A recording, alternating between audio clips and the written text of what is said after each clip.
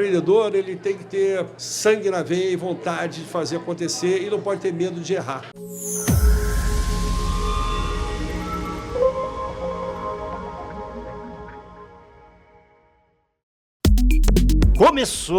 Começando agora, mais um E-Show. É empreendedorismo, é inovação, é você à frente do seu negócio. Estamos aqui hoje com um grande empreendedor.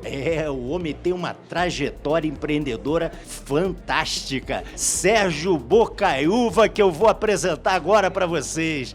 Grande Sérgio. Obrigado, Flávio. Há algum tempo que a gente está tentando marcar esse bate-papo. É um prazer enorme estar aqui contigo. Que maravilha. Sérgio, nós vamos começar falando um pouquinho lá da tua infância. O menino Sérgio já apresentava algum sinal assim de que ia ser empreendedor, criar seu próprio negócio, de partir para cima, porque você não é só o homem que investe e tal, você é o homem que bota a mão na massa, né, que eu conheço. Então, conta pra gente, Sérgio, como é que foi? O bichinho do empreendedor te mordeu lá quando criança ainda? Não, Flávio, é interessante que eu tive uma educação com dois avós muito diferentes, né? Um avô, por parte de pai, era português, ele veio para o Brasil sem nada, fez uma grande fortuna e foi o maior empreendedor do setor de aço do país, antes da criação do CSN. E meu outro avô, por parte de mãe, era um banqueiro, assim, paulistão, um banqueiro muito rico. Então eram pessoas muito diferentes, mas eu sempre via essa dualidade, que exige uma família muito mais explosiva, de portugueses e tal, e meu avô, quatrocentão paulista, muito mais tradicional. Eu sempre imaginei desde pequeno que eu queria trabalhar com o mercado financeiro. Eu sempre tive muita admiração por dinheiro, contava dinheiro, guardava dinheiro, mas não tinha, para ser sincero com você, essa veia empreendedora. Essa veia empreendedora aconteceu mais tarde, quando eu percebi que nenhum dos meus familiares tinha seguido o caminho do meu avô paterno, que se tornou um grande empresário. E aí eu comecei a perceber também, na curva do tempo, que eu tinha uma característica não somente pela minha formação financeira, mas eu tinha um lado comercial muito forte. E aí que eu comecei realmente a entender que eu poderia dar um avanço maior, foi quando eu comprei o Mundo Verde, isso há 15 anos atrás. E aí foi o meu primeiro investimento junto com a Axel Group, foi um grande sucesso, saiu de 100 e poucas lojas a quase 420 lojas. E agora com a compra também mais recente da Usaflex. Usaflex, quer dizer, já chegamos aí na Usaflex.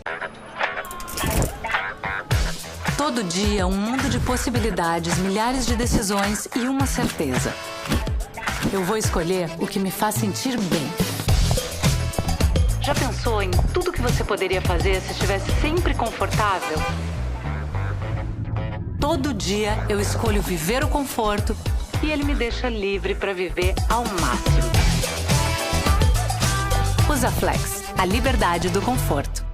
Meus investimentos são muito bem avaliados com diferenciais competitivos, seja lá no Mundo Verde, saudabilidade, e no caso do Usaflex, ela já era líder mundial na fabricação de calçados femininos de conforto. De conforto, esse é o ponto. Exatamente. E a gente entendia, já antes mesmo da Covid, que o conforto era uma tendência mundial. E a gente percebia claramente na Usaflex que ela não tinha um canal de franquias, ela tinha um canal de multimarca, que representava mais de 80% da companhia. Ela tinha uma exposição internacional muito pequena e tinha algumas lojas já testadas que eles chamavam de lojas fidelizadas. O que eram as lojas fidelizadas? Eram grandes empreendedores multimarca que entendiam que vendiam tanto Usaflex, que vendiam para apartar a operação do Usaflex e fazer uma operação apartada, mas que gerava muito. Então a gente percebeu ali, e era uma empresa com grande resiliência, que já tinham sido ofertados a nós 5 anos antes da aquisição. A gente percebeu que mesmo durante a crise, eles mantinham um faturamento muito resiliente. Então a gente percebeu que tinha o diferencial da resiliência do público-alvo deles, 55 mais naquele momento, ali do pilar diferencial de conforto, que era uma tendência mundial. Perfeito. E aí você identificando isso, você partiu para não só investir no negócio, como também aproveitando toda a tua bagagem, experiência em franquias, né? Que você não só, obviamente, o Mundo Verde, né, te deu certamente muito mais bagagem para isso. E aí você aplicou a coisa do franchising dentro da Usaflex, não é isso? Agora, antes da gente falar um pouquinho da franquia e tal, vamos fazer um raio-x aqui da Usaflex. Primeiro, ela foi fundada em 1900... Já são 27 anos de operação. 27 anos de operação. Foi fundada na cidade de Igrejinha, tô certo? Exatamente. No Vale dos Sinos, sim, no Rio Grande do Sul. Agora, não é só Igrejinha, você tem outras unidades fabris, unidades de produção, né? Quais são elas? 4 unidades, matriz, a sede fica em Igrejinha, são 1.400 colaboradores nessa unidade, eu tenho 1.000 colaboradores em Parobé, que fica a 15 km de distância. Depois eu tenho os outros demais 800 colaboradores espalhados em 2 unidades, em Campo Campo Bom e Dois Irmãos. Campo Bom e Dois Irmãos. Então são 4 que vão dar aí mais de 3.500 colaboradores diretos, é isso? São 3.200 diretos. 3.200 diretos. Muito bem. E aí você, com esse negócio, né, com essa dimensão, você precisava criar um canal, né, de distribuição. E foi exatamente através do franchising que você identificou e implantou, né? E hoje, essa rede de franquias, como é que tá a rede? Tem lojas próprias e tem franqueadas? Como é que tá essa distribuição? Não, Flávio, eu particularmente, eu não gosto de trabalhar com lojas próprias, porque eu acho que acaba gerando uma grande dispersão. Eu tenho algumas lojas flags, que são lojas piloto, que a gente consegue testar, alguns lançamentos, algumas inovações, mas 100% da rede são franquias, tá? A gente abriu uma média de 50 lojas ano. Quando você fala lojas flags, ou seja, flagships, né? Lojas, né, que dão impacto e tal, mas são franqueadas também. Sim. Só que você deve ter algum investimento, ajuda para poder ela ser flagship, é isso? Não, eu não tenho investimento. Na verdade, a gente tem alguma condição comercial diferenciada. Entendi. E são parceiros que estão dispostos a testar algumas inovações nessas lojas. Então, são lojas que servem como laboratório também de experiência. Perfeito. E são referências da marca, né? Então, são ao todo quantas franquias? Nesse momento, 321 unidades e chega até o final do ano a 350 unidades. Isso, Brasil. Do exterior, eu estou presente em 60 países, já com quase 40 unidades lançadas. Está com 60 países já com franquia ou com produção? Eu abasteço 60 países com a marca Usaflex e desses 60 países eu tenho 40 franquias, não são franquias, lá fora são licenciadas para a questão jurídica de cada país.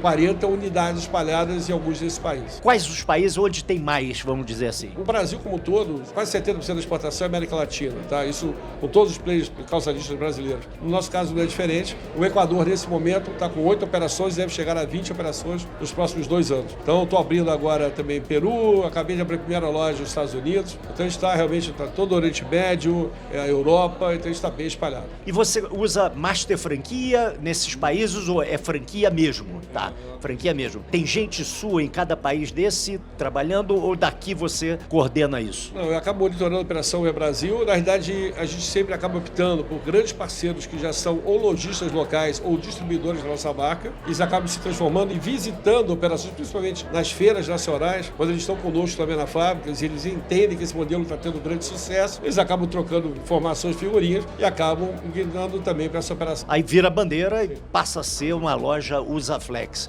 Muito bem. E quem quer ser franqueado Usaflex, como é que faz? Qual é o contato que você vai passar para a gente aí? Tem os canais digitais, quer dizer, de contato direto. E é legal, né, Flávio? Porque a gente tem hoje algo em torno de 120 franqueados. Na média, cada um tem 3 lojas. O meu franqueado tem maior volume de lojas, tem 12 lojas, vai chegar a 20 lojas no Brasil. As lojas têm um retorno entre 24 e 36 meses, mas eu tenho vários cases de lojas com retorno em 12, 14, 18 meses. É uma operação totalmente verticalizada, onde você tem um único fornecedor, particularmente, com um grande investimento em tecnologia. A gente tem uma operação toda omnichannel, né? Quando eu falo de governança, tem o SAP For HANA for Fashion, que é a última versão do SAP, tem o Tableau, que é o nosso BI, todas as ferramentas de omnicanalidade, então a gente consegue oferecer uma gama de serviços muito ampla. Mas só complementando o modelo de loja, a gente tem a loja física tradicional, a gente está lançando aqui na feira os quiosques e lançando aqui na feira... Está lançando aqui na feira, nós estamos na feira da BF, ele está lançando aqui agora, novidade aí para você. Exatamente, e temos também os containers, né? Qual é a grande vantagem do quiosque? O quiosque é um investimento de 20% da equivalência de uma loja tradicional.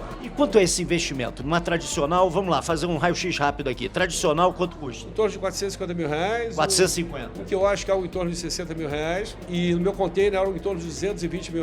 Ah, bacana isso, hein? É uma forma de você pulverizar mais, né? E inclusive entrando em cidades menores, provavelmente. A gente já está basicamente populando os grandes centros, a gente está começando um trabalho de interiorização e os quiosques têm também um segundo objetivo. Eles servem não somente para você testar no greenfield, no shopping novo, ou você pensando em botar uma segunda loja no mesmo shopping, tem alguns cases já no Brasil, você no primeiro momento coloca um quiosque para avaliar a canibalização que você vai ter, a viabilidade econômica, e aí depois você parte por uma segunda loja no próprio. Muito bacana essa ideia, ou seja, você testa antes, né? Exatamente o que vai ser, o que vai ser canibalizado, o que vai comer da sua venda principal antes de colocar. E o que eu acho que você, como é móvel, você pode tirar e depois colocar em outro lugar. Não, e além disso, a gente sabe, né, Flávio, o grande problema tributário que tem no país, que não há uma correção, né, do Simples há alguns anos. Então aquela loja que está próxima a estourar o Simples, ela também pode abrir uma segunda unidade no mesmo shopping, através de um quiosque, com o CNPJ, com outro sócio, mas ele sendo operador, ele já detém o know-how, e aí ele resolve, assim, um grande problema de forma mais simplória, vamos dizer assim. Pensando em tudo, olha, é uma marca sensacional. Eu tô sabendo que super premiada, né? Vamos falar falar desses prêmios aí.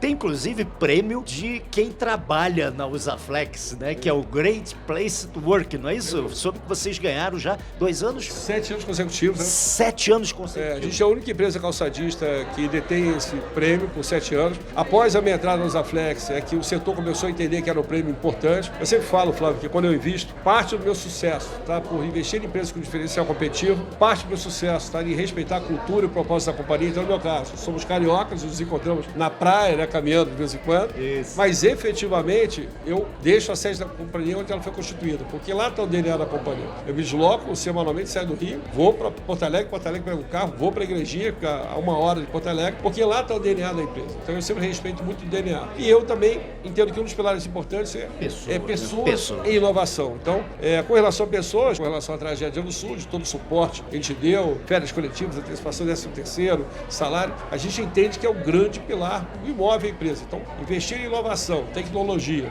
ter as melhores ferramentas e motivar e capacitar e premiar a equipe faz com que talentos queiram trabalhar na Usaflex, porque são reconhecidos. Nós temos um grande projeto de PLR no final do ano, como também Stock Options, onde eu tenho mais de 60 executivos com Stock Options. Então, eles participam e todos se sentem donos da companhia. E o resultado vem, né? O resultado é consequência, inclusive outros prêmios, como o prêmio da BF também, que é o selo de excelência, né? Tem o selo de excelência, tem Origem Sustentável, que é de SD. Reclame Aqui, a gente é sempre o segundo colocado, perdendo apenas para Havaianas. Esse ano, inclusive, reclassificar as categorias, de tal forma que eles entenderam que era complicado eu ser comparado a Havaianas, já que eu sou fábrica também. Então, eu acredito que daqui para frente eu seria o primeiro colocado no Reclame Aqui nacional. Então, a gente, assim, de fato, é muito premiado, mas eu acho que o prêmio é legal, é importante, mas ele é a consequência. Ele é consequência, como nós falamos no início. Grande trabalho. É a mesma forma que o crescimento. Ele saiu de um faturamento de 250 milhões para 600 milhões esse ano, apesar de todas as crises que aconteceram, sabe, de 0 de franquias a 350 franquias, expandimos nossa posição internacional. Isso depende muito do trabalho e de ter pessoas melhores do que eu que trabalham comigo e são reconhecidas por isso.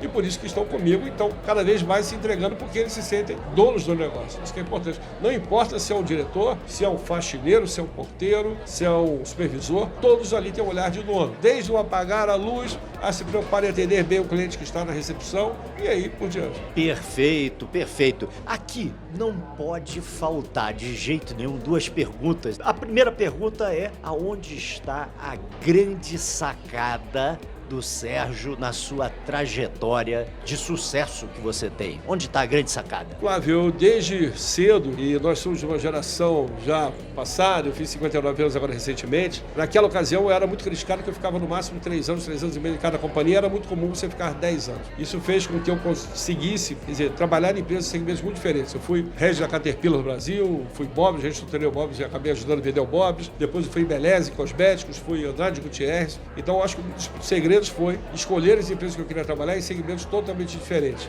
Juntamente a isso, foi me preparar profissionalmente, quer dizer, através de pós-graduações, MBAs e muito contato de experiência. Eu acho que o mercado hoje, com essa digitalização, permite que você tenha acesso a grandes companhias, grande acesso à informação e troca de informações, e você está sempre incessantemente procurando ter contato com pessoas melhores que você, e você possa vir a absorver algum tipo de ensinamento. E ser modesto e ser ético. Então, quando você planta bem, eu acho que você acaba colhendo bem. Perfeito, perfeito. E agora a segunda pergunta é o seguinte: a grande cagada, aonde a gente errou, que a gente erra, não é isso, Sérgio? Tem um monte de erro na vida, mas o mais importante é aprender com os erros, né? Ter humildade de, puta, por que eu podia ter feito diferente, né? Qual foi a grande cagada do Sérgio? Eu acho que é importante você ter foco, né? Então, olhar seu core business. No caso do Mundo Verde, quando eu comprei o Mundo Verde, eu tinha 42 anos e trouxe 3 talentos que tinham 26 anos e lá eu tive o trabalho de desenvolvê-los.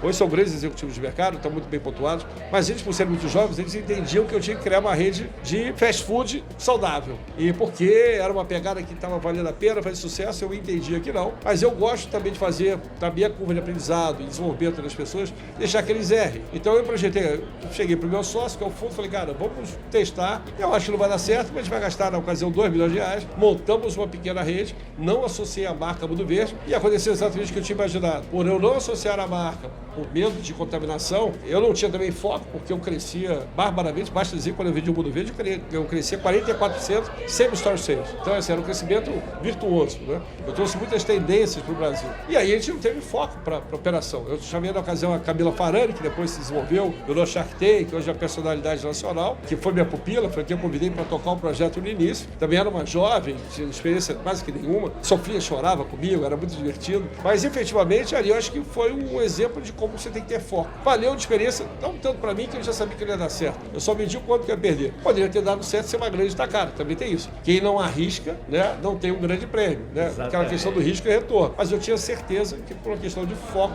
não seria o melhor ativo naquele momento. E a gente fez com isso um investimento, chegamos a ter uma meia dúzia de 5 lojas, e que não aconteceu, não performaram. Então foi muito ruim. Agora, eu sempre fui muito ético e dizia para aqueles franqueados que investiram na operação, dizendo que era quase que uma startup. Então eles estavam entrando na operação de risco. Então, porque eu acho que é muito fundamental, né, Flávio? Eu acho que você trabalhar capital de terceiro, você tem que muito respeitar aquele recurso, porque muitas pessoas do mercado, investidores, fazem uma poupança da vida inteira e infelizmente acabam abrindo uma franquia que não tem afinidade ou não fazem o dever de casa e acabam perdendo seu capital. Perfeito. Agora, Sérgio, fechando nosso programa, uma dica ou 2 dicas, quantas você quiser dar para quem quiser empreender. O empreendedor, ele tem que ter sangue na veia e vontade de fazer acontecer e não pode ter medo de errar. Eu acho que os brasileiros têm muita vergonha de dizer que erraram, não deram certo. E lá fora, principalmente nos Estados Unidos, o cara quebra 1, 2, 3 vezes, mas ele vai através do sonho e buscar o sonho dele de realização. Então, sonhe grande, acredite que você possa realizar, que hoje as ferramentas digitais, principalmente, fazem com que você tenha um acesso a muita informação e tenha maior assertividade. Maravilha, Sérgio. Olha, uma aula aqui. E olha, agradecer a você e dizer aqui no ar, Sérgio, você é show, meu amigo. Muito obrigado. Valeu. Que maravilha, não é mesmo? E na próxima semana tem mais, E vamos à frase da semana, e a de hoje é de Bill Gates. E quem mandou foi Maurício Werner, professor da FGV, grande amigo Maurício do Rio de Janeiro. Vamos à frase. Se você quer chegar aonde a maioria não chega, faça o que a maioria não faz. Bill Gates. Valeu, grande Maurício! E você aí, manda a sua frase também, nós vamos encerrar o próximo programa com ela. Comenta, critica, o programa é seu. Se inscreva no canal, é só um clique aqui no botãozinho vermelho aqui embaixo. Clica no sininho para ele te alertar quando tiver coisa nova no E-Show. Foi muito bom ter você aqui com a gente no E-Show, o nosso canal do empreendedorismo e inovação. Até a próxima terça aí. Forte abraço!